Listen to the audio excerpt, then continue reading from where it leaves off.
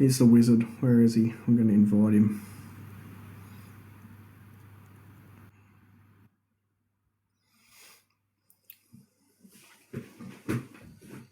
Yeah. Hey. Going on, bro? Office lives, mate. Office lives. Yep, secretary days. Yeah, it seems that way. Someone's got to do it. Oh, man. I'm just happy to not be working on a Mercedes anymore. Yeah. I've got plenty of half-done stuff down on the floor there, but I don't want to talk about that. Nah, we'll let that one go. We'll let it go. I still got that Ranger sitting there, Ford Ranger. So I was hoping to have it done Friday, but just didn't happen, man. I did 3 late nights on it, so I haven't got it done yet. So yeah, is what it is, you know. Well, I've got a Chevy van down on the floor there still. That's got all the suspension out of it. I've ordered, a couple of $1,000 worth of parts for the engine.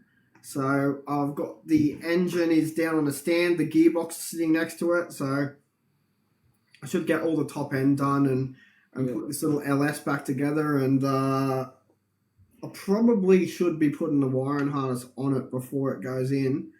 But,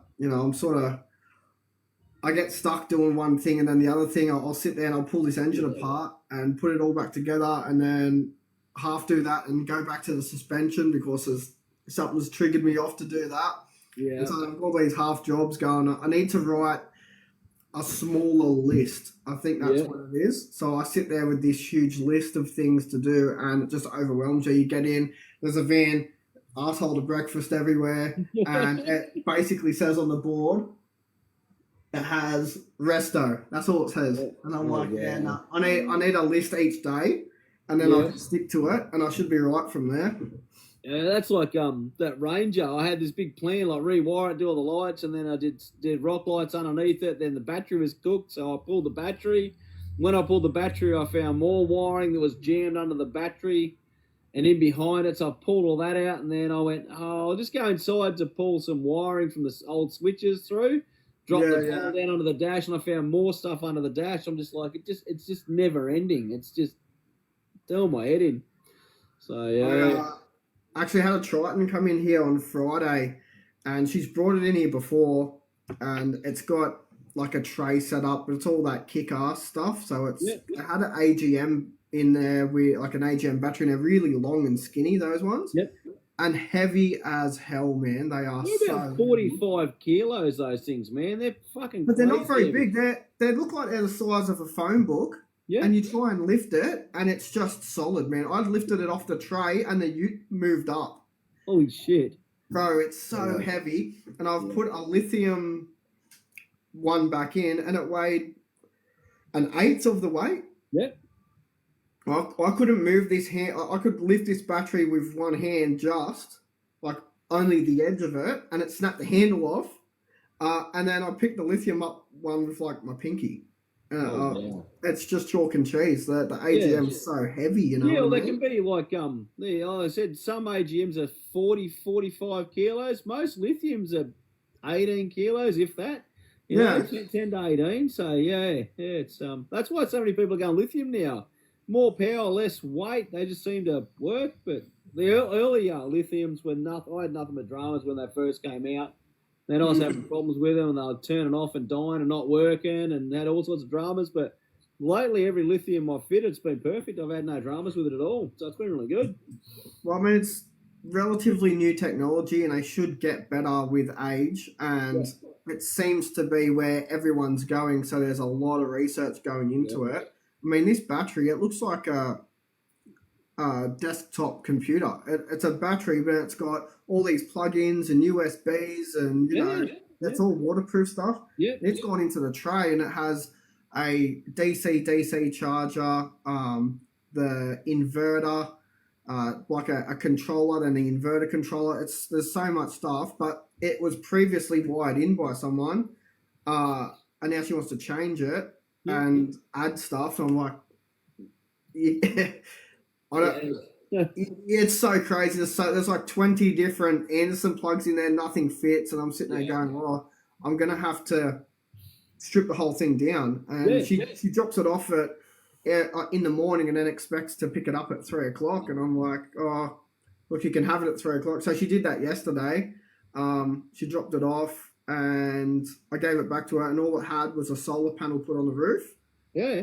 And that was it. And she's like, oh, didn't get much done today. And I'm like, no, I put the solar panel on the roof and I stripped both your wheel tubs, your whole tray, everything right down to see where everything goes. And then I put it all back together because you wanted it back. Yeah, well, that's the thing. People don't realise the amount of time it takes to do wiring and stuff. Like, it's going to be the hardest job out there, like time-wise, definitely. And trying to keep everything neat and tidy, you can throw it in. Fair enough. You get these kids that are Anderson plug and play. You throw them in there, and they just look like arse half the time. They don't fit properly, so you've got to change stuff and move it. And I'll fit stuff, and then I'll look at it and go, no, that's not right. And then I'll pull it and change it again till it's perfect. You know, it does take forever. So this Mercedes I had in today, this motorhome, we've done a little bit of work on it before. But I actually rang a mate of mine. I'm like, dude, do you want a couple of hours work? I'll pay you cash in hand. Come and help me. And he come in and helped me smash it out, and we got it done by 12:30. If I'd done that on my own, man, it wouldn't take me till 5. So it cost me money to get him out, but I'm 5 hours ahead in labour, so I'm saving money there, which is good. Yeah. Well, I mean, I don't know what is your hourly rate? I'm $132 an hour, including GST. So, and the next cheapest auto elec in town is $160, and I've heard a lot of the other guys are $200 an hour now. So well, we'll get back to that. But if say it's taken you, like you finished at 12:30, but you would have been finished at 5. Yeah, you can technically charge those 5 hours because there was 2 of you. Yep. Even if it took you 4 hours, you're charging that and you're getting the money back. So you might have made, $100 extra from having him there, or say if it's $132, you're going to have $200 extra. Yeah. And then, you charge that on and you make it back. So it's like subcontracting. It helps you out. Mechanic Jack's written down here that you're really cheap, and I tend to agree. Like if your next competition's $165 an hour, and the others are around 200, why aren't you $165 at a minimum? Well, that's what I'm thinking. I'm going to have to up it because I haven't put my labour prices up in 2 years now or longer. I've got to up it. I've got to compete with everything else. And you don't have to say anything to anyone. You just put it up. Yeah, well, that's it. Well, the thing is, in those 2 years too, wires have gone. Like, the price of wiring's gone up. A roll of cable I buy like a 100-meter roll of cable. It's $700 now. They used to be like $400, so they've almost doubled in price. It's crazy, man. It's Yeah, I think so too. Especially by yourself, you're restricted in hours, so you've got to compensate that way. Like maybe I was a little bit selfish or something. I don't know. I just didn't tend to get anyone in, and it's bitten me in the ass. Like I'm shutting my shop down now because I'm at 165. Yeah. And it's just not enough. Like, because everything does go up, and it's the things you don't think about. You're like, oh, the parts have gone up, and you charge that onto your customer. So you're like, oh, that's okay. I've made the money up. But then suddenly your electricity goes up. I literally got a letter this morning saying that my electricity rates are going up. Doesn't bother me because I'm not going to fucking be here. Well, but that's it. It's coming in. He's going to be paying an extra. I think it was 45 cents a day. Yeah. Which that's 45 cents a day. However many, a couple of $100 a year. But that's just the electricity, and then internet, etc., etc. I'm missing these guys in the comments. So constantly. I've got to put it up. Yeah, I've just been, and one thing that's really been killing me lately is like since Jack left. So I'm putting the work in, but between the two of us, we had an 8-hour day. Now I'm doing 16-hour days. So I'm yawning here on this video. I'm yawning, my eyes ain't in my head. I've been doing 16-hour days for the last 2 weeks, and I mean, I think I've worked. I work every day, so I'm here every day. You're at work now. It's and I'll be 2 o'clock on a Saturday, and you're at work. Yeah. You couldn't get onto the live last night because you worked too much. Yeah. So here we are. Like it's just I'm here because I'm unloading all of my stock from a customer that I keep here into trailers, plus trying to fix the headlights on my own truck, and I've got a car on the hoist that needs It's showing EGR faults. I've got another Commodore here that's got a wiring problem. I've driven that home twice now, which is it's a big 460 horsepower cammed up SS manual. It is not fun to drive around the streets at 50 k's an hour. I can't get it to replicate the issue, so I'm half tempted to give it back to him and say maybe it was a low battery, but it's just one of those things, But yeah, like Jack's sitting here. He's written that he's 165 plus JST. I'm 150 plus, so I'm 165. Yeah.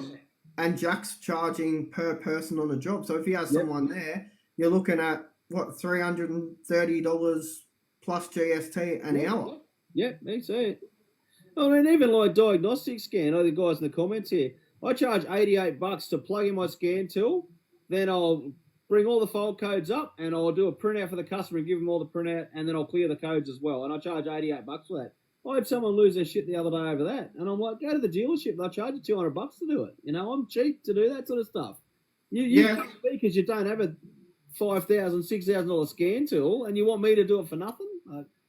Come on, fair play, So Stewie's written that he's 180 an hour plus GST. What do you do, Stewie? What's your trade, mate? Yeah, I don't know. Most people are around that one. I'm thinking, I'm going to put it to 150 plus, same as you. And then I've got to, because I'm just, it's at the point now where I've built this shop up over 7 years, and I'm at the point of just not wanting to do it anymore. I've worked 112 hours this week so far, and I've got no money. I paid all my bills last night after I finished. I'm like, what have I got? Like, bills are paid, kids have got food, roof over our heads, everything's paid, but there's nothing spare put aside. It's not worth it. It's definitely not worth it. I had a live with Pokey from Pokey's Mechanical ages ago, and we were talking about this exact same thing. And because people were in the comments sort of ripping into his hourly rate. And then I was in there saying, this is my hourly rate. And then he goes, okay, well, now say how much of that after costings is actually going in your pocket. And it's looking at like $45 an hour. I'd honestly be better off serving ice cream at Woolworths most days. Yeah, bloody oath. Yeah. So Stewie's a mechanic. He's in southeast Melbourne. He's charging 180 an hour. To me, it depends on the area, I think, sometimes. But, also, if Stewie's fucking, Toyota Hilux king, I don't know. I don't know. But as an example, and, he can hear a Hilux go past on a video and know that the alternator bearing's gone. People need to bring that stuff to him. He needs to charge that. Yeah. In town here, because Jasmine's got a Skoda, it's $226 an hour, I'm pretty sure, at Volkswagen in town here. And we all know what dealerships can be like. Yeah, exactly. Right. You go to a dealership, you pay them $200 an hour, and they let the apprentice work on it, and they pay $16 an hour. So it's crazy.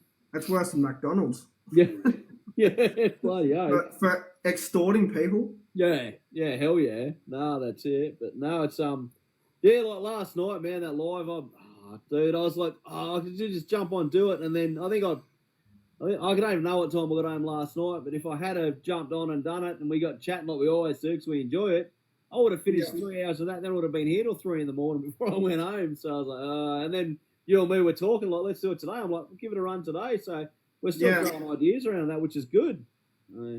I did a live a while ago.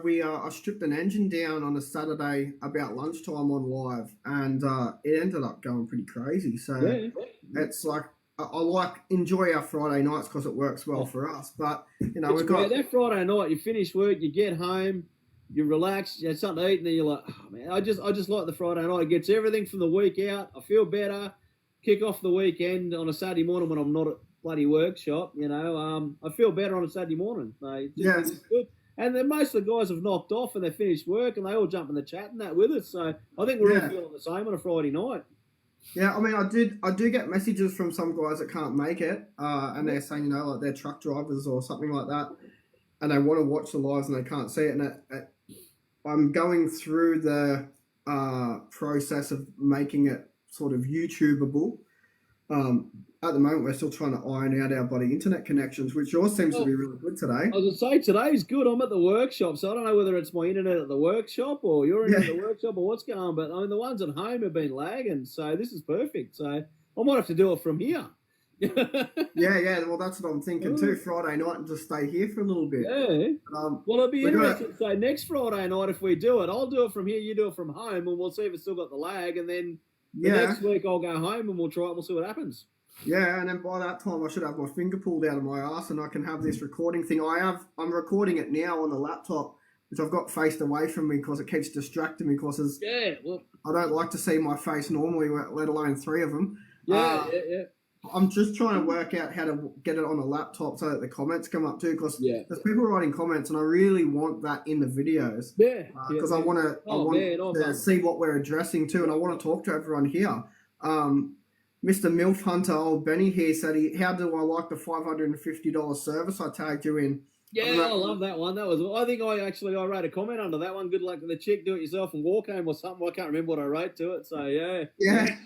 You and me talked about that actually the other day. We were chatting about that whenever it got tagged in it. So yeah. I wanted to say something, but by the time I got in there, every TikTok mechanic and his apprentice had written something, and I'm like, I don't need to. You shot yourself in the foot, love. Like I don't need to. Exactly right. Yeah.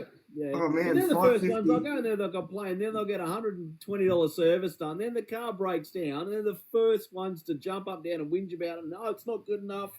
I can't believe this has happened. I'm like, well, I can, Well, she said, it's my 20-year-old car, blah, blah. She didn't say what the car was. She didn't say what kind of service. Like, that's it. $550 to me, it's probably like an engine service on a RAV4 or like a Land Cruiser or something. But even there, like if you're going to put diff oils and stuff in it and grease it properly and stuff like that, that's going to be, I think $550 is a pretty good price. It's pretty reasonable, yeah. Would you go to a bloody doctor or a surgeon and then they go, okay, this operation's going to be 10 grand? Like, completely different, but 10 grand, like, oh, no way. That's extortion. I'll go to someone else. Oh, they do it for $500 and then all of a sudden you come out with boobs and your cock gone or something, like, oh, well, you did it to yourself, mate. Too bad. You get some more miles out of that one. So, that's it. Well, I need to address the gremlin in the room, which is that I did a TikTok last night because, like I said, I try and give us a subject, 3 subjects that we can talk about to keep it fresh, And I'm one of those guys that wakes up at 3 a.m. and stares at the roof until the sun comes up. So it's either play a phone game or go through the news and have a look at some, relatable articles. And I get this one coming up saying Scott Albanese there, $1,000 fine for illegal type road activities on private property. And you go down and it's talking about closing a long time loophole and talking about speeding like courier vans and stuff on private properties, like gated communities and stuff like that. But then it didn't really have any time dates. I had a lot of people comment on there going, this is bullshit, like where's the proof? And I went into it and I couldn't really find any. I couldn't find out what state it would be. I couldn't find anything. I'm like, you know what? I think I've actually been like, someone's pulled my leg here and I've put it out there. But it's exploded so much. There's so many comments and little arguments going on there that I can't delete it. I'm letting you go. But I don't think it's happening. But what if it did? How far could the government come in and really shake it about? Like, what would be illegal? What wouldn't? Would you need a speed limit in your driveway? Like, I don't understand. Like, I understand. I like doing shed skids, like what Ben said, and I like, But if you've got an unregistered vehicle, just turning it on would become illegal. Yeah.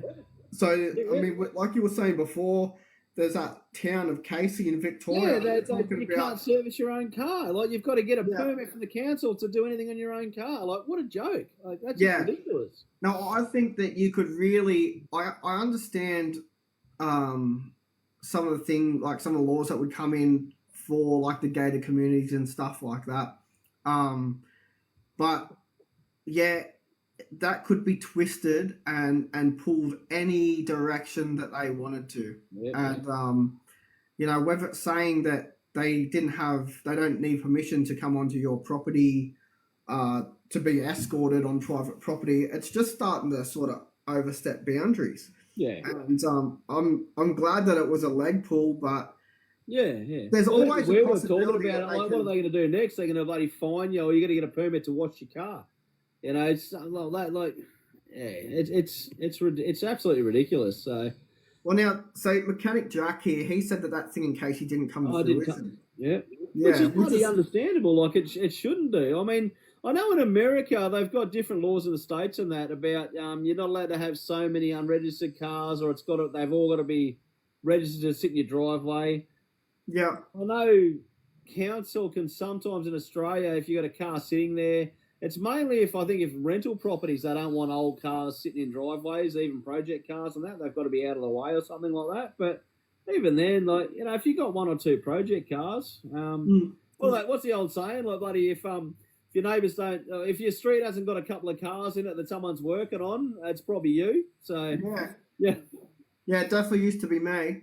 Before I got a workshop, I remember my record was 11 cars in the gate with it closed. That was crazy. Oh, wow. So I had 2 in the shed, 2 in the carport, and 5 in the driveway, and 2 on the front garden, and it was just crazy. But that thing with Casey, the only positive I can see out of it is that we're all on the road, we're all driving next to cars doing 100 kilometers an hour, and if, you know, Johnny Special has done his brakes in his front yard, which to me is a mechanic type item of replacement, suspension and brakes, don't care what you do to your engine, blow it to shit. But if it comes to stopping and turning, I kind of agree that you shouldn't be doing that in your front yard if you're not qualified. Even if you see stuff on YouTube, I've followed YouTube videos when there's things that I don't understand, and you get to it and you're like, hey, you also didn't mention this little thing here. Like, you didn't mention that the piston has to sit this way to stop the brake pad from sitting in incorrectly on the back of a Honda, etc. It's a good way of getting people to use mechanics and getting people to use the trades that are local in their town by stopping them from doing it at home, especially when you've got Victoria that doesn't have these registration checks like New South Wales does, where they take the car for a run and check your lights and suspension every time you drive it, or for every 12 months, you know what I mean? But then that's the other thing, how do they police it? Like, how do they police people doing it, you know? Like, you do a brake job in your garage with the door down and no one sees it. It's hard, but anyone with half a brain knows if you're going to be in the car or you're going to have your family in the car and you don't know what you're doing, get someone to do it. Like, I do all my own sort of stuff, but there's something I'm not sure, and I'll go somewhere and make sure it's done right, you know? But as much as you like doing stuff yourself, and I'm not a qualified mechanic, but I threw the motor together in the old HZ, and me and Belly, we did the brakes on it and things like that. But that's stuff that I've done. It's an older car, and I'll still check over it, and I'll do it. You know, we'll do a good shakedown run in it before we go out there. We're not going to do it and then go for a run. Like that chick you were telling me about with her car that come in with a knocking front end and the bolts missing out of the coilovers and shit. Like, if you're not sure, don't do it. Just stay away from it. Yeah, well, you know, that car was in last week as well for a clutch, and it was making a really bad tapping noise when she come to pick the car up, and I'd test driven it. I'd driven it probably half an hour just bedding the clutch in. And I said, that tick in that motor, like, I've taken the exhaust off this car because one of those jobs that went to shit. And she's like, that ticking's got a lot worse. And I'm like, well, it's got oil. It's not an exhaust leak. I've checked it all. And it ended up I'm putting my hand along the top of the motor, and number 2 injector lead was pushing its way out. The spark plug was loose, and she'd done it herself. I don't know when, not long ago, but like the thing's sitting there with parts falling off it, and I just tightened it up, and that's just the way it is. But different than Mike, buddy. I remember years ago. So my Mrs. Pulso, when we first started going out, it's a service for her in the driveway, and she's like, I'll give you a hand with it. I'm like, yeah, no worries at all. We'll change your plugs, and then So I'm dumping the oil out of it, and she's just cracking the 10 mils on top to pull the plug leads out. And then I hear this crack, and I'm like, that didn't sound too good. And then I heard a second time, I'm like, what the hell is this? And I jumped up, and she'd snapped the 10 mil bolts off. All of them, just over tightened them and snapped them off in the blade. Yeah. Top of the, yeah. So I was like, oh, geez, settle down. Maybe you shouldn't be doing this with me. Just, you can watch for a while. So, yeah. Yeah, I think she just didn't want to strip. It's an alloy head. Yeah. She didn't want to strip it, so she was, tightening it and thought that was the Yeah. right thing. Like, with a new plug, they get to that resistance and then they get tight, but it's that crush washer crushing down as you tighten it, and then they stop, and then you're good. But she sort of hasn't done that. Anyway, it was a quick fix. Screwed it down, turned the car on, dead quiet, and it was awesome. The plug the plug was completely grey. I was cracking up laughing. That was exhaust coming up past it. In the comments here, Tyrone's written, with what I'm saying though, that not all mechanics are good or competent mechanics. I do understand that. It's a double-edged sword. I really think you don't know if you don't know, if you haven't been taught. I don't know everything by far, but. That's what my wife in the comments saying. She's better now. Yeah, she is. She's not too bad. She's learning. She's learning. After like 17 years of being together, we'd hope she'd learn something. So, yeah, well, she's just too strong. Well, going back to that, when I was doing my apprenticeship, now I don't know if it's still like that. Did heavy vehicle road transport. When we joined TAFE, there was 36 modules that we had to complete to get our trade certificate. And those 36 modules came under a unique ID number for that year. So if someone wants to look at my qualifications, they can get that number and go through TAFE, and they would see what my qualifications were. There was 36. I think there were 12 that were mandatory, which would be diagnostics, diesel fuels, light tooling, that sort of stuff. And then the other 20 or whatever were just randomly selected from 360 other modules. So we ended up doing a lot of engine stuff, a lot of tear down engine stuff, but there was no gearbox modules. I didn't learn anything about gearboxes, clutches, anything. I learned about diffs, because that was what the selection of my modules were.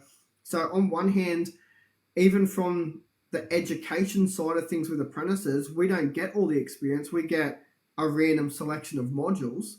And this is where I always thought, like, Americans were specialists. So you went to, like, a brake specialist or an engine specialist, whereas in Australia, we seem to just be general mechanics with a piece of paper that says what we can do and what we can't do. That piece of paper says we can do everything, but we only have been taught 10% of what there is out there to know.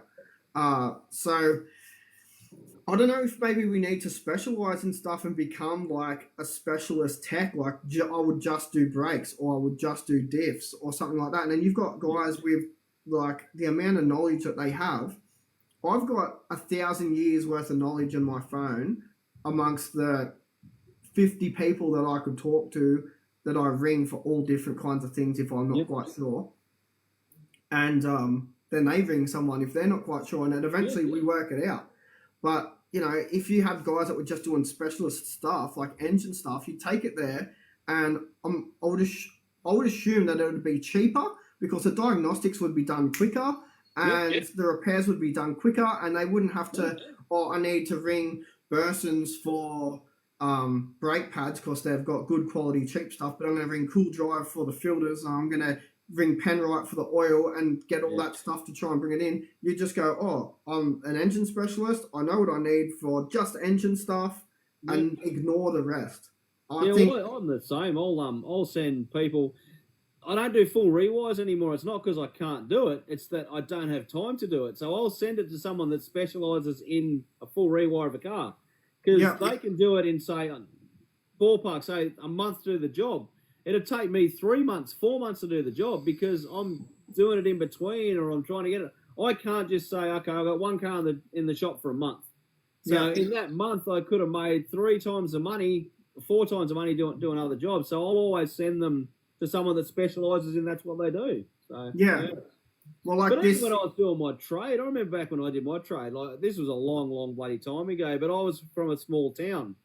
And I had to go to Canberra. So I was in Bateman's Bay when I did my trade, and I had to go to Canberra for TAFE.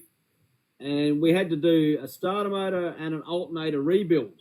And so the teacher's like, here's your starter, here's your alternator, strip them down. I went to the bench, just started unbolting stuff, stripping it all down. And the teacher walks out, he goes, from a small town, eh? And I went, yeah, how do you know? And he goes, you're the only one pulling the alternator and starter motor apart. And he goes, the other blokes here in dealerships and places like that, they'll just walk to the shelf, buy a new starter motor and put it on. They don't strip them, they don't repair them. But and then that's the other thing. It's when you do the trade too, how many of mechanics, all the guys in the comments here, how many times have you seen a qualified mechanic that's from a dealership and all they can do is change spark plugs and dump the oil, but yet they're qualified? So it's... Well, I did my apprenticeship through Cummins Diesel, so I just did engines. Yep. So even, I was qualified as a heavy diesel mechanic, and then when I went out into the real world, I was a qualified diesel mechanic on trucks. I didn't know how to adjust fucking brakes, mate. Yep. Like, that's pretty...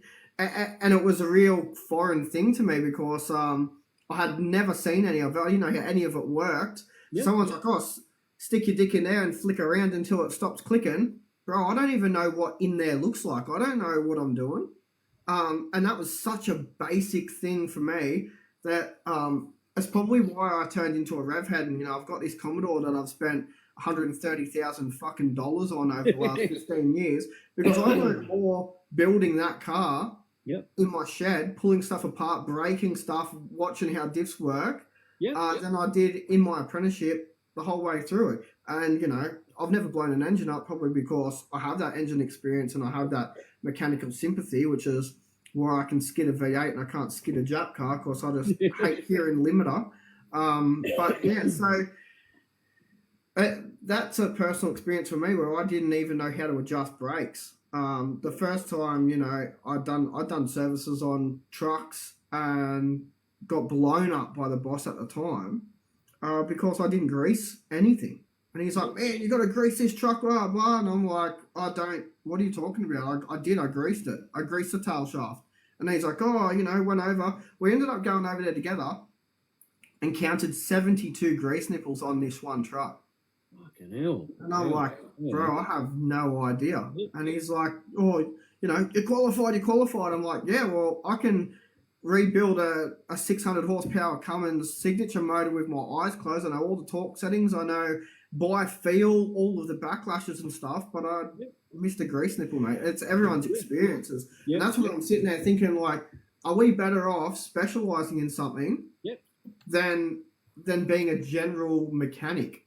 Because it does give everyone a bad name. It gives the trade a bad name. When, someone back in the comments was saying that's why people go out and charge $80 an hour and then passion fingers and wreck things and that. And but you do get a lot of unqualified people, maybe not in mechanical trade. You guys probably don't see a lot, but I see so many accessory fitters nowadays that'll fit light bars and stereos and reverse cameras.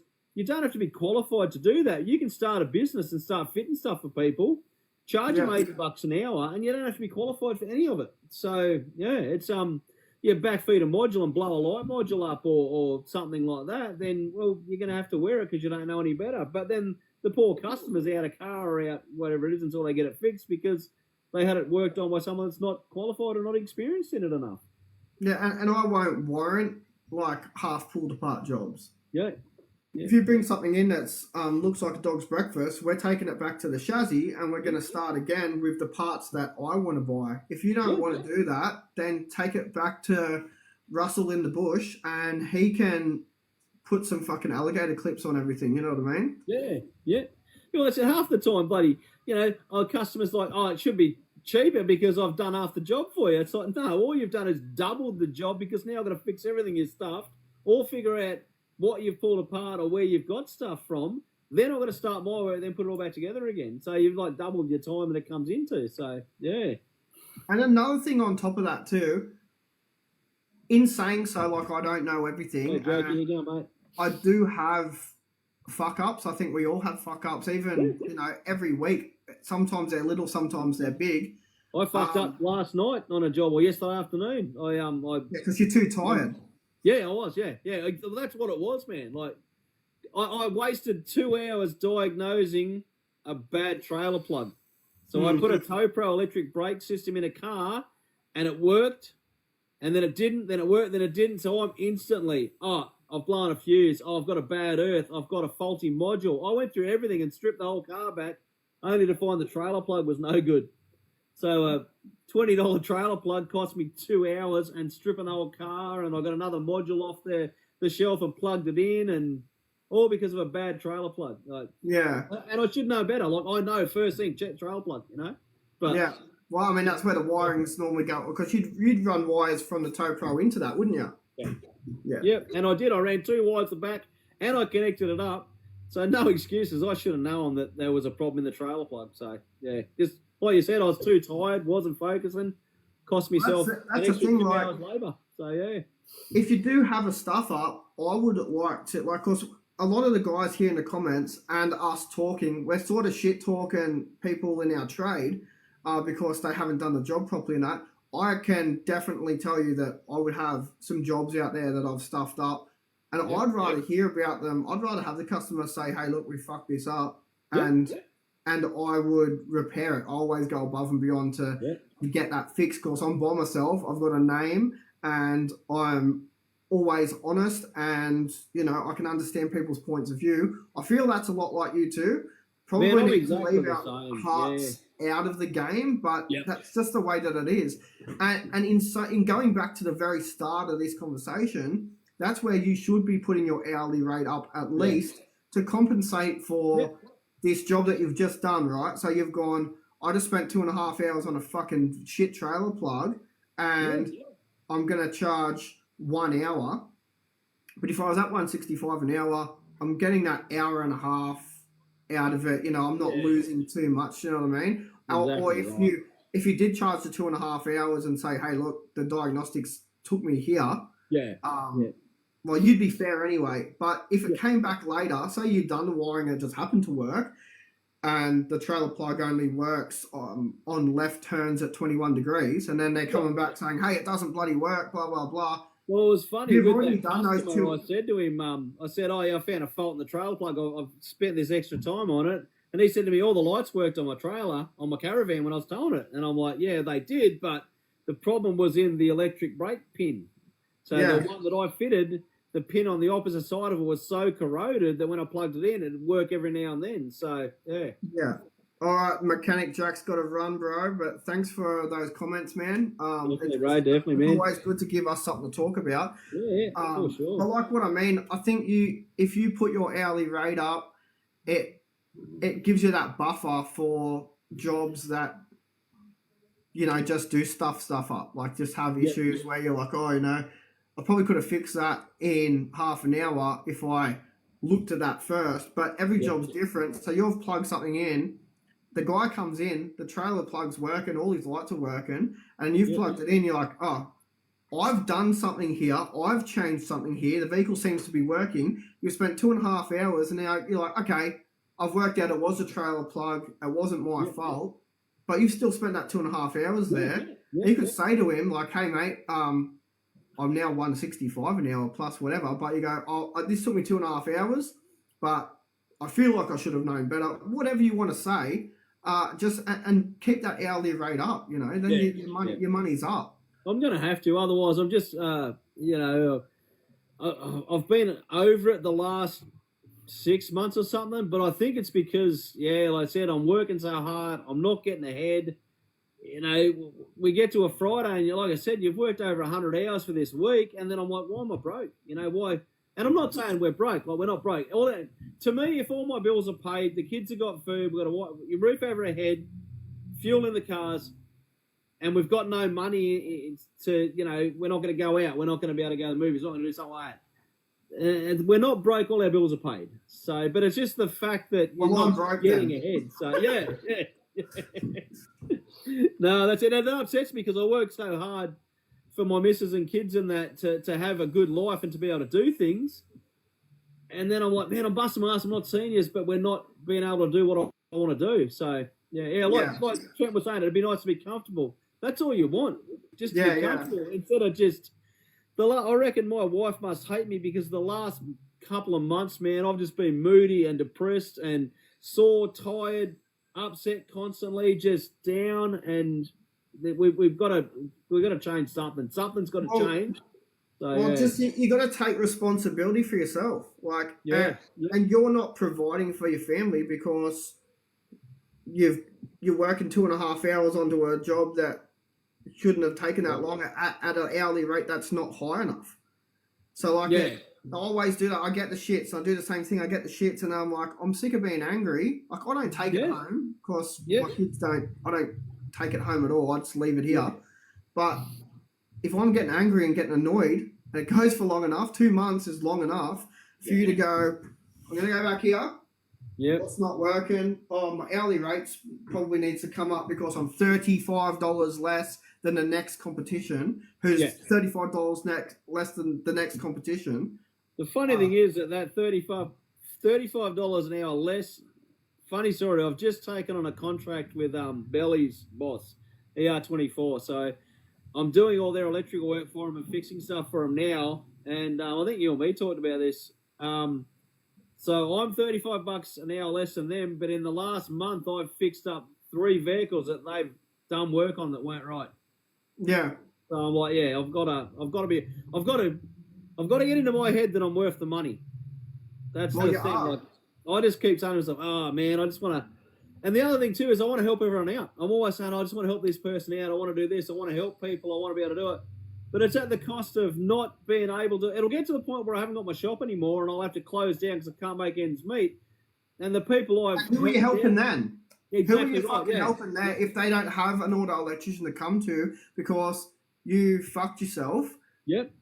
Now you can't help anyone, and you're not helping anyone. You're not helping yourself. You're not helping your family. And you'll end up going to work for a company that doesn't give a shit about people. And the thing that I don't want to do is work for a place that you're just a number. You're just okay. This car comes in, it's this much money. Oh, this is right. Who gives a shit? Pay your bill, piss off. I don't want that. I've got great customer base, and I've got a lot of people that recommend me for jobs because. I got a question. I think that auto electrical is a little bit different, but I got a question that I think will jump you to change your hourly rate after this. Yeah.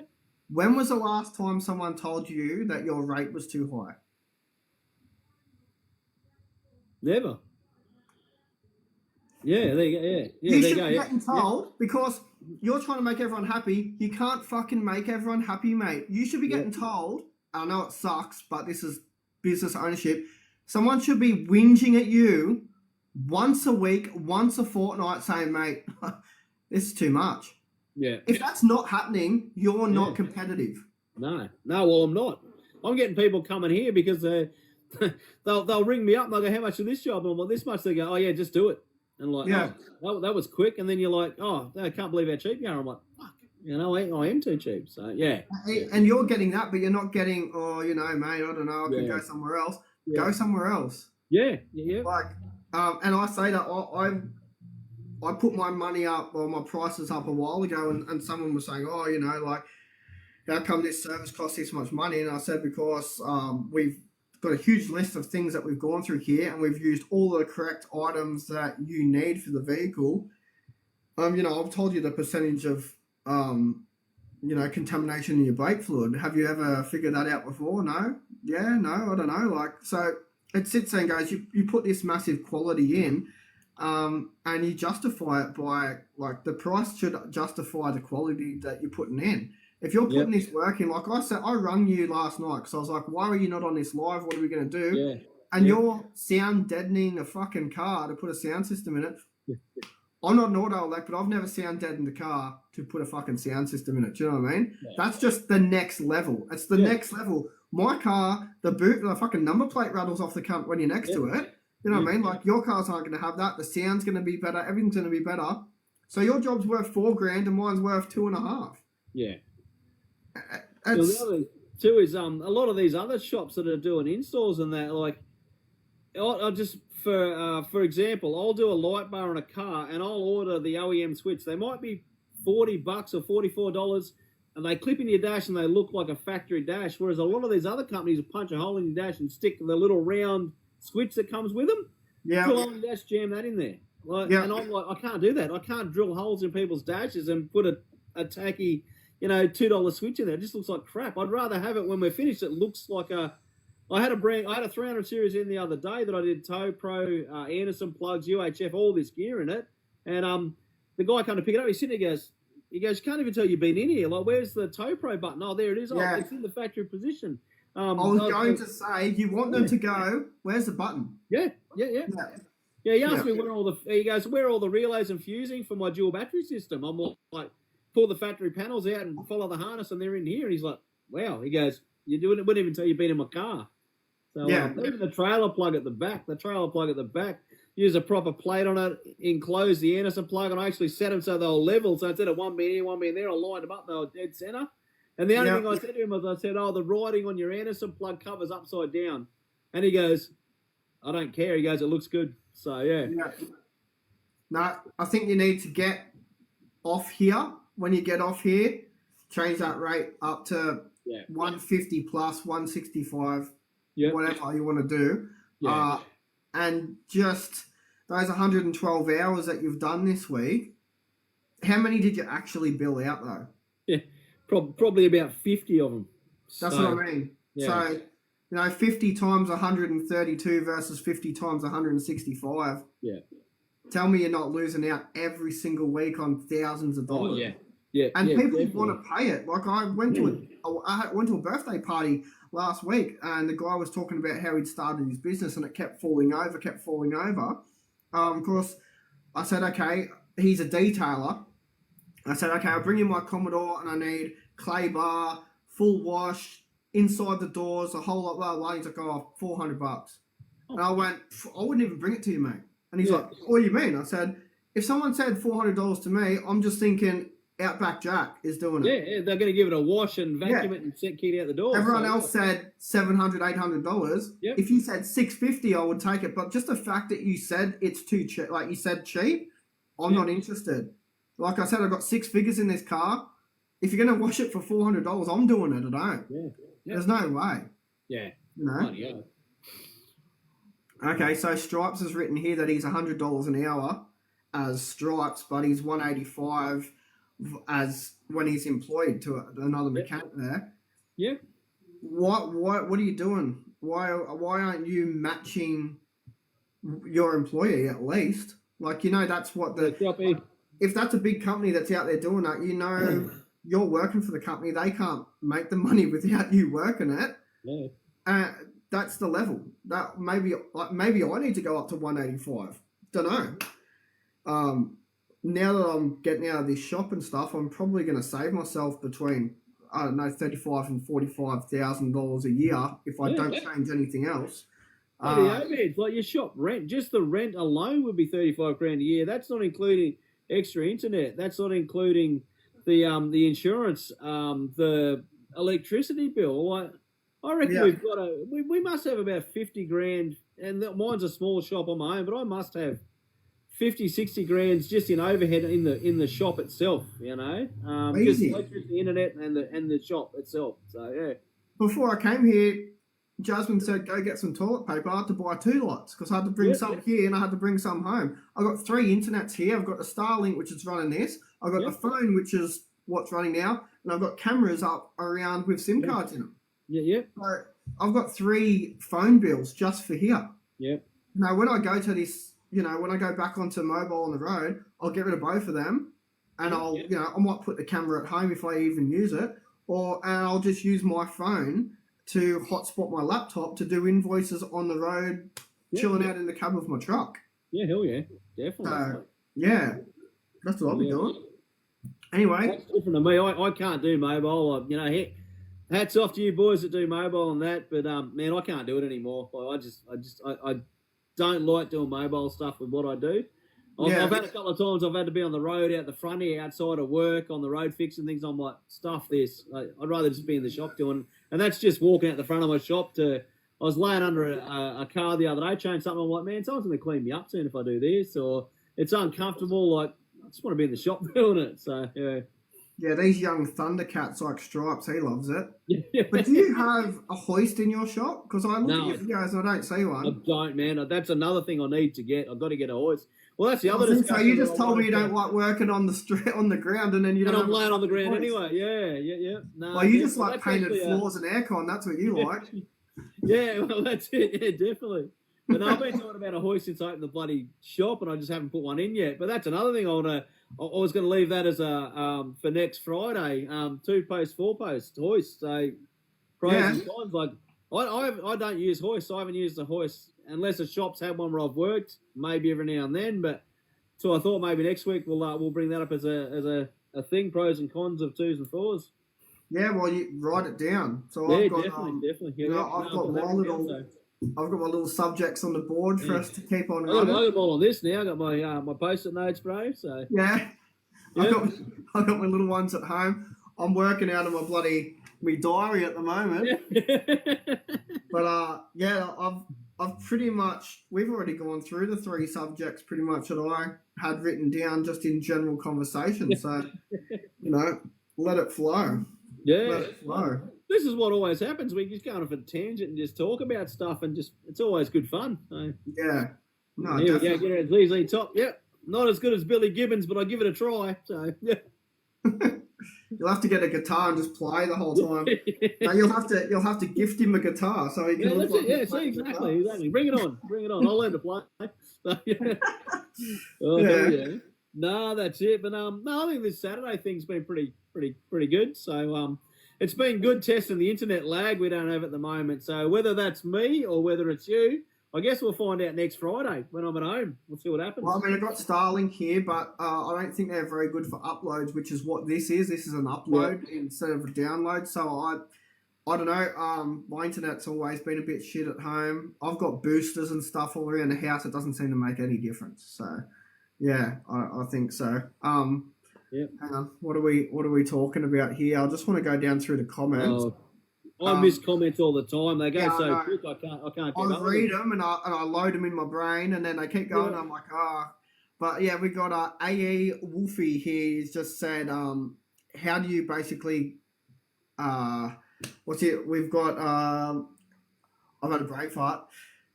He's talking about the hourly rate. How many hours would you even guess to put into a job? I don't even quote. I say basically, I'll go, look, if you want it fixed and you want me to fix it, give it here and leave it here, and it'll get done. I've got some jobs I can quote, and I can go, I know exactly how long that's going to take me. So I say, this job's going to take me 2 hours and get it on point.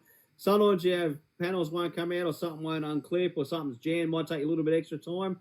Yeah. And you get other jobs like canopy fit-outs in four-wheel drives. You cannot quote a canopy fit-out. Like I could say 8 hours, and it could take me 24 hours, it blows out that much. So, yeah.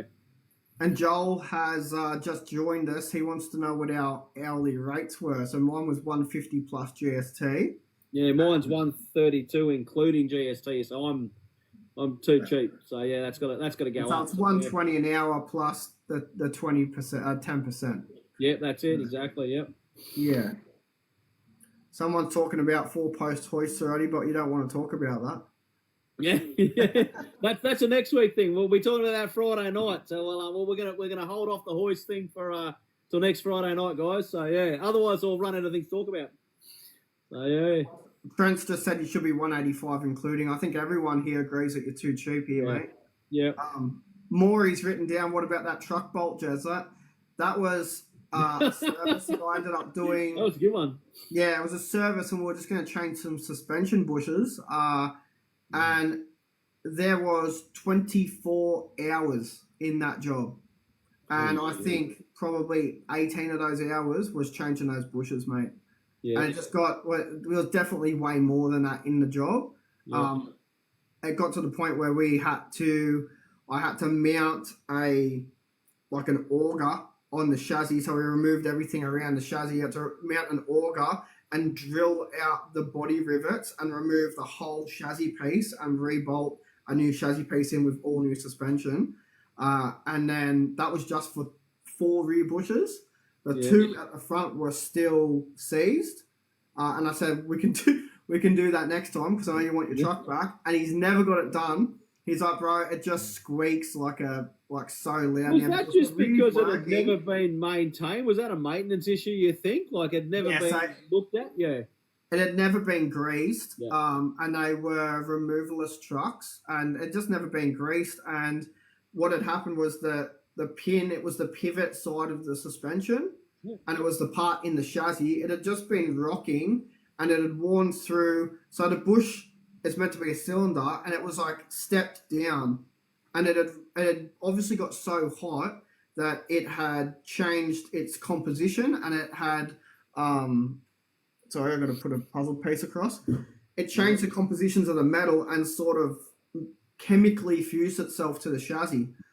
And we tried everything, man. We were heating this thing up like cool. Oh man, I watched that TikTok a couple of times. I couldn't believe the amount of force you were putting in. I thought it's got to let go sooner or later. Like it has to, and it just would not. Like not a chance. It wasn't coming out.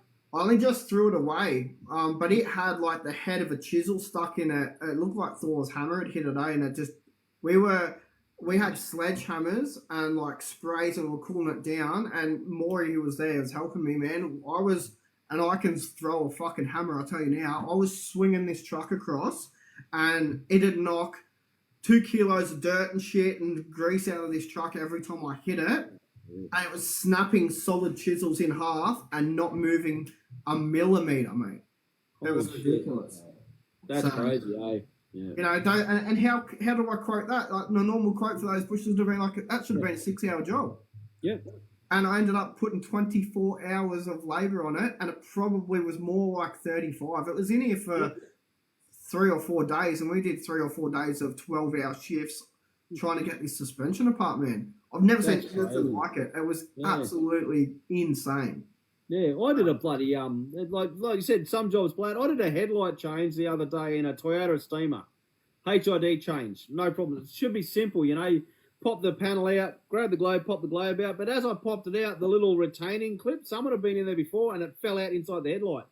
That turned a 15-minute job into like a 3-hour job to take the bar off, take the headlight out, get the bits out, redo the clip, put it all back together, you know, and just they blow out sometimes. It's just one of those. And like I said, you can't quote for that. You can't say, oh yeah, it's a 20-minute job, and they come in, oh now it's a 6-hour job. I just ran the customer and said, mate, this is what's happened. Yeah. And he's like, okay, yeah, it is what it is. Then I had a VF Commodore come in, and I had it done in 5 minutes. The guy turns up, oh, I've been trying to get this globe out, I can't do it. And I just laid beside it, pulled the bolts out, went bang, changed over. While we were chatting, and I said, I'm all done. He's like, seriously? I'm like, yeah, man, she's done. And that's another problem that you've created for yourself. Like, if the job should take, but how do you charge him for a 5-minute job? It should have been minimum half an hour, but he's like, oh, but it only took you 5 minutes. You know? Yeah, that's it. Yeah, he was standing there watching me because it was in the driveway, and I'm just like, yeah, cool, bang, bang, done. And I bet you didn't. I think someone put in the comments there. It's not about how quick you do it or the price. It's your experience in it. Yeah, so like him and his mates tried and couldn't do it, but because I'd done so many of them, it's simple to me. But it's the experience in. I know how to take them apart. So. Well, I can give you a good example. Video and you've got to take the wheels off the car and you've got to do this. I'm like, no, you don't. Like, this is how you do it. So, yeah. Yeah. Well, I can give you a good example of that. I had a guy call me. He went shooting out in the bush, and he's gone over a speed bump, and he had a 22R carbureted Toyota 4Runner. And he basically said he's gone over the top of this hill, car cut out, and it just wouldn't start. So they've got obviously the fuel pump on the side of the block. So I go out to it. I'm having a look. Everything seemed to be working. It would work on spray and stuff. And I'm like, well, maybe we've got a fuel pump issue here. And I'm playing around. We couldn't get fuel to come up to it and all this. And then eventually I thought, well, I can't get the fuel to come up to it. I'm going to put a fuel pump on there. And I ended up putting a fuel pump on there. They didn't fix it. And so we ended up towing it back to his house. And he rang me 4 days later. And he said, oh, I had to call an auto electrician because, like, I needed my car back. And he sort of said, like, it was out of my scope as far as I knew. He got an auto electrician out there, and it was running in half an hour. And he charged him $465 for the call out. Now, what had happened was the previous owner had put a kill switch in there. And then taken the buttons out when they've sold it, taken the switches out or whatever, almost hit a bump, and the 2 wires for the kill switch have just arced together and killed the car. So the guy got in there and just had a look and was like, "Oh, what are these wires coming off here?" And he separated them, car started. Now he complains that the auto electrician was $465. I think I charged him $300 to put a pump on it, and I didn't charge him labour because, I didn't fix it. Yeah. So he's paid $700 and something. Half of it he didn't need to pay because I went off what my knowledge was at the time, and it didn't work. And I said, man, in the end, you got to pay this guy because I can't fix it. You can't fix it. He's come in and he goes, yeah, half an hour. I'm like, doesn't matter. He knew what to do, and it's the experience. He had the experience and got it sorted. It probably took him 6 or 7 hours the first time he did it. Yep. And so he's going to charge you 2 hours for, the experience of knowing exactly how to fix it. Yep. So that's it. You'll know whether a job's worth hourly or whether it's worth per job. Yeah. But that's another thing where you sort of don't want, someone in the shop looking over your back when you do something in 5 minutes. Yeah. I can bet you didn't charge that guy. No, I think I charged him $25 to change. Oh, he gave me $25. He's like, "Hey, mate, this is for your time." I'm like, "Oh, thanks, dude." Yeah. But you weren't going to charge him, do you know what I mean? No, I wouldn't. Catch you later, see you next time, type of thing. So yeah. But that's just doing yourself out of money all the time. Yeah, I've worked in places where I won't mention names, but I've worked in some places. No, we don't do names. No, definitely not. But I've worked in a couple of places where I've got. I used to be like Commodores, so all Commodores. So this is VN, VP, VRs like that, and I got really good at doing stereos in them. And I could do them really, really quickly. Like, they'd get the thing in, and I could knock a stereo out in half an hour, change a head unit, bang, have it all back together and all done. And I'd finish it, and then I'd go to jump in, move it out, and the boss would be like, no, leave it there. And I'd be like, what? You go, leave it there. And I'm like, how come? He goes, I told the customer it's a 2-hour job. He goes, leave it there, don't park it out the front. If they see it out the front half an hour later, they're not going to pay the full price. So leave it there, 2 hours later, move it out of the way. So I've worked for places where, that's the norm. So, yeah. Well, I mean, it almost feels like you're lying to the customer. But like Ben's written a story here about the plumber saying, he just knocked on the pipe to fix something, but he knew exactly where to knock. Yeah. So, that's what you're paying for. And, that's where it becomes hard as being a mobile mechanic, because if you are there for half an hour, how do you have to justify it by, say, it's a $120 call-out fee plus travel plus this, and you might change it per job instead of saying, sometimes it's $80 now because you say, it's going to take 4 hours and it took 3. Do you know what I mean? Like, it's where you sort of charge per job. It's a constant battle, battle to be fair on yourself and on the customer. Yeah, it's like going to a bloody doctor's surgery. Holy shit, I rang up the other day, this is a while ago, I had to get a phone consult done, and they charged me $90 for a phone consultation. The doc gets on the phone, hey, mate, you got your results, nothing to worry about, it's all good. It was like a 1 minute phone call cost me $90. Yeah. I'm like, wow, well, that's just crazy. Someone rang up and go, my headlight's not working, where's the fuse? I'm like, the fuse is in engine bay, this location, change that fuse out. Yeah, mate, that'll be $100, thanks. Yeah. I was going to pay that. But that's the thing. Instead of doing that, you should be saying, it could be a couple of things I have to get you in here. And then they bring it in here. And then, you sort of got to... That's another thing that I've really relaxed with a lot, which I get angry about, is time vampires. The people that get on the phone and want to... I've had a few guys that... I had a guy that was a friend that I'd grown up with, and we sort of moved into different places, but he used to ring me and say, hey, I got this problem. And I'd tell him what to go through on the phone, and I spent 25 minutes here, half an hour here, and I never heard from him again. And then I'd hear from him again 3 months later, and I'd say, how was that? Oh, yeah, fixed it, blah, blah. I lost a clutch slave job, a service job, all these other jobs, And then one day when he actually brought it in, he he wanted to complain about the price. He said, oh, I thought it'd be like $300 and it was 700. I'm like, this is what the job is. And then he never spoke to me again. Oh man, yeah. So that's wrong. I've had the same with people calling me, and they'll call me and they go, "Oh, I'm thinking about this, or can you quote this system? Or I'm going to put this stereo in. What do you think about it?"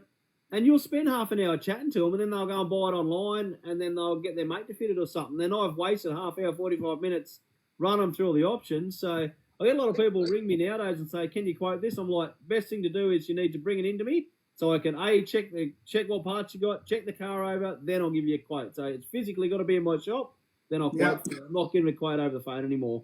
Yeah. Well, I think now that I'm going to go to mobile stuff, I'm probably going to, I've got my book here, so I've got all my little jobs and stuff in there. I'll probably be going with putting deposits and stuff down, and that's another thing I don't do. Deposits are to lock a job in. Yeah. My other side of things is like doing fuel recovery. So people at service stations that have put the wrong fuel in, I even do fuel treatments and stuff like that. Now, if they call me and say, I've put however many litres in my car and it's stuck at the servo and I look like an idiot and everyone's looking at me, which we've all done.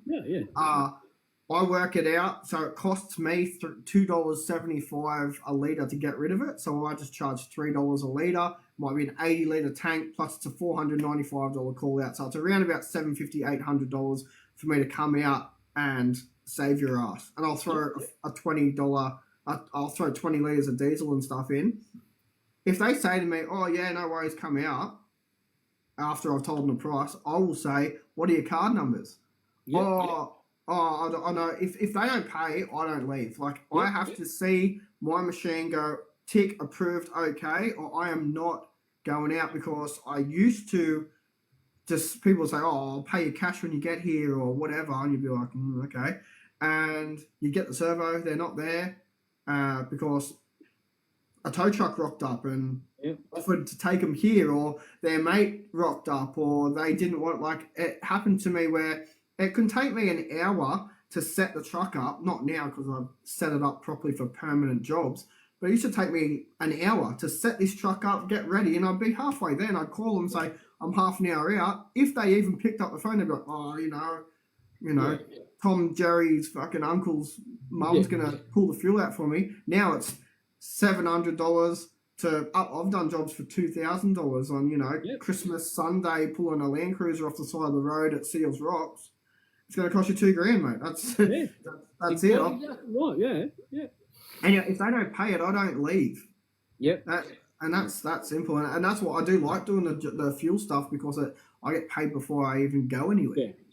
Yeah. I need to start taking deposits for booking. So my wife yells at me all the time because I don't. But I need to start doing it, because so many times I've bought stuff in and got it sitting around the shop and the customer doesn't show up or anything like that. So I was talking to a mate of mine, and he was saying the same thing, the same industry as me. And he says, I just want a deposit. And if they say no, he goes, I'm not booking in there. Because he knows, he goes, it's that thing where half the time, 50-50, they're not going to show up anyway. So, yeah. Well, so you've got AutoVault saying you could probably integrate the booking system that requires a payment to book. Yeah. But I don't know what system you use. I use Xero. I'm not sure if there's a way to do that. I can, because I sort of have to send the invoice, and then when the invoice matches, it fixes itself up on the accounting software. Yep. I wouldn't know how to send something to, and once I get payment, I can't edit it. So if it's a $2,000 job and I get $200, and then they're like, oh, let's add to it, I have to redo a new invoice. I can't add to it. I can't edit it once it's had money. I actually can unreconcile money and then edit it, but it just becomes a bit of a pain in the ass. I'm sitting there spending all this time for no reason. Oh, that's it. I use Xero as well for all my stuff. I don't have a booking system. I'm old school. I got a diary and a pen, and I write 100%. Stuff down. It's hard to do a booking system because sometimes the jobs will blow out. So, I've got my whiteboard. Yeah. I've got priorities of job, and then the green ones are, through the books, and then green ones are business jobs through the books. Black ones are private jobs through the books. all that sort of stuff. And then like I've got my diary here, and I Yeah, just yeah, someone calls me, I write it on the board. I Yep. put it as a priority and categorize it, and then I write it in the book the day it's meant to be here. That's it. Yeah, But, I do. I just write things in the job, and everyone goes, "Oh, you need a booking system so we can book online and that." But I still struggle with doing that because I can get 3 jobs in a day, and one 2-hour job could then take 4, which means then I haven't got onto the other job. So then that's behind, and it ends up snowballing, and it ends up causing me problems. So I'm just writing in a diary. Okay, do this one. If they need to put a deposit down, I'll take deposit instantly over the phone from their card. Have it all on. I'll do the invoice from you. Pay this much. Email out to them. This is what you owe me when you get here, type of thing. Yeah. So yeah. Well, this is my setup in here. So check this out. So that wall up there, got my couch. So bit of a sleep there and that, and then that's for casting. Yeah, that's it. Yeah, and they got the camera system and all the Hot Wheels. There's my Hot Wheels wall. Oh yeah. And then up there's more stuff. So that's my kids' wall. They do pictures for me and post it up there. And then I got up the top. That's all the other ones as well. So mine's pretty basic in here, and that's good. I'm not going to have it anymore. So I'd say it's meant to be the end of this month. I'll be out, but I spoke to the boys, and they've changed it to the end of next month, which is just another $2,000 I'm spending to stay here for no reason. But it does it makes my deadlines a little bit easier to hit. Like I can't move anywhere with this van on the ground. I'm going to say you got a lot of projects on the go at the moment too, so it's a little bit less stress, I guess, on you saying I don't have to punch all this work out in this amount of time now. So I've got a little bit longer to get them done. Well, I've got 3 motorhomes here, and they all require big wiring jobs as well, and you know how that is. So, I've got a Winnebago Explorer out there, and then I've got the Coaster, and I've got this Chevy van in here. So it's I'm pretty flat out at the moment, and it's funny because I've had what got me to this point was having no work for like 2 or 3 months. It just went down, and every mechanic shop around here was, going home on time, which was just weird. Even my Penrite rep, she's like, "Oh, we've lost like $30,000-$40,000 in sales in your area alone because there was just everyone's holding on to their money." I don't know who to blame. I'm just. It was me a month ago. I was the same. I was doing like 1 or 2 jobs a day instead of 3 or 4. There were some days I didn't do anything. I had nothing going on, and then I've overbooked myself the last month, and that's why I've had to work massive hours and stay back and get it done because I'm like, I started stressing. I'm like, there's no money coming in, and every job that come in, I'm like, that's it. I'm going to take it. I'm going to take it. I'm going to take it. Then I got to the point where I'm like, man, I can't keep up with it. I've got too much work in here. Yeah. I've had a few people actually, that's another thing I will talk about next week. I've had a few people ask me if I'm going to put another apprentice on or another trainee on, but we'll discuss this next Friday as well. It's another thing I wrote down.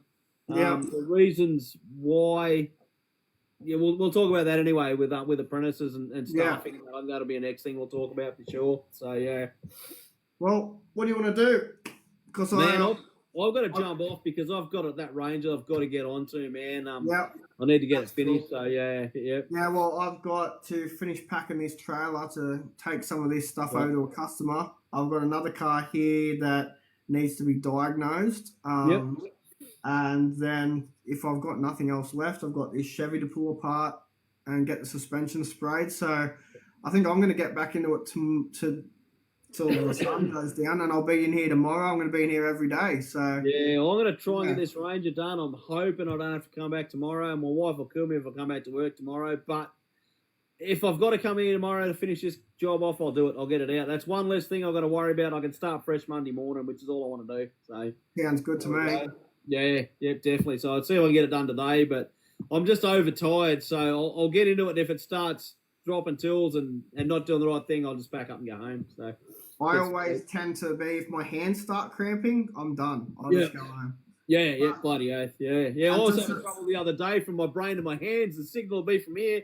By the time I got to my hands, I forget what I was doing. I'm like, this isn't good. This is not right. Well, if you don't take time to have a rest, your body will do it for you, mate, and you'll be sick for 2 or 3 fucking weeks, and then you'll be stressing.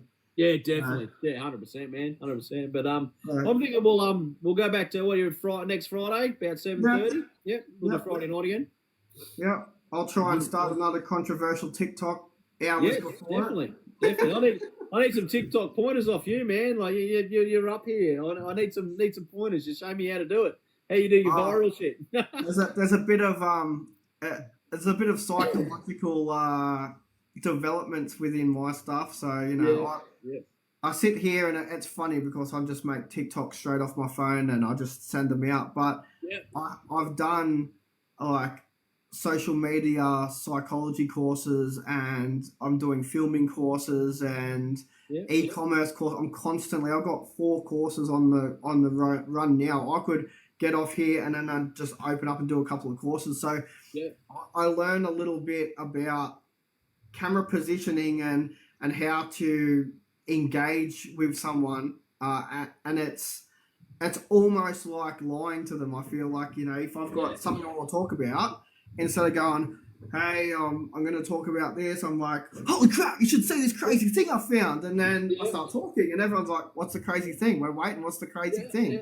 And I edit it in my videos. It works on me. I take a video and then I'm like, post it. That's me. So I need to do a little bit more into it, and I'm getting a little bit better as we go on. So it was actually funny. There's a dude called Kine Customs, does fit out the same as me and that. We're friends on TikTok and that. Really, really nice guy. And he sent me a thing the other day. He goes, I almost started my video the same way you did. He goes, I nearly stole your catchphrase. He goes, hey, it is I. The Kine goes, I can't believe I just did that. And I'm like, I'll take that as a compliment. So, yeah. Hey, well, it is. What is it? What's the saying? I used to know it. It's not going off the top of my head. I'm too tired as well. Yeah, that's it. Yeah, it was.